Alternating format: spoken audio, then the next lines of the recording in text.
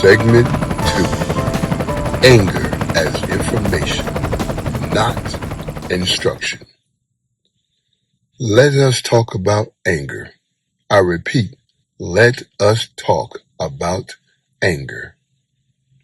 Because for a significant number of men who have been through the criminal justice system, anger is one of the most familiar emotions in the inventory, and also one of the most mismanaged. The anger is justified. Let that be stated clearly without qualification. The injustice is real.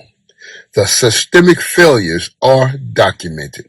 The personal betrayals, the circumstances that contributed to where you ended up, the way the system treated you once you were inside it, the barriers it erected after you came out of it, the way certain people in your life responded to your struggles, all of it is legitimate cause for anger. I repeat, all of it is legitimate cause for anger.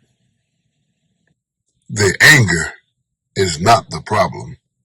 The problem is the instruction most men have been given about what to do with it. Two instructions dominate.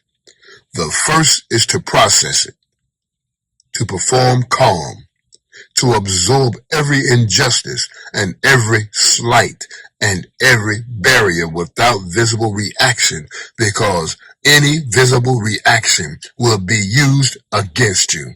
And there is survival logic in that instruction. It has kept men out of additional trouble in environments where expressing anger was dangerous. But suppression is not resolution. Suppressed anger does not disappear. It goes underground and surfaces as depression, as self-destruction, as the quiet erosion of motivation and hope, as the background belief that nothing will ever be fair, so why try? The second instruction is to discharge it, to let it out, to respond to every provocation with the full force of what has been building. And that instruction has cost men their freedom, their relationships, and their futures more times than can be counted. Neither suppression nor discharge is the answer. The answer is direction. Anger is information. It tells you where injustice exists, where your values have been violated, where something important to you is being threatened or dismissed. That information is valuable. It points toward what matters to you, and what matters to you is connected to your purpose. When you direct anger toward purpose rather than toward suppression or discharge, it becomes one of the most powerful fuels available to you.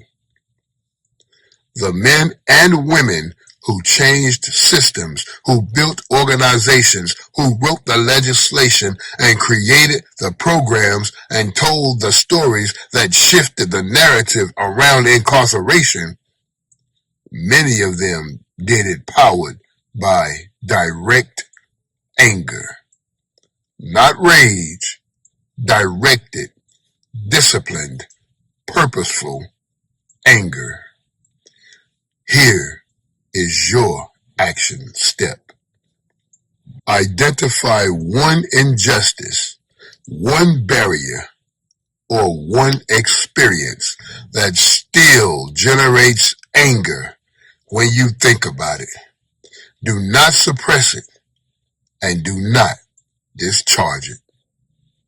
Ask instead, what does this anger tell me about what I care about? And how can that care become a contribution? Write the answer, because your anger, directed correctly, is not a liability. It is a resource. Use it.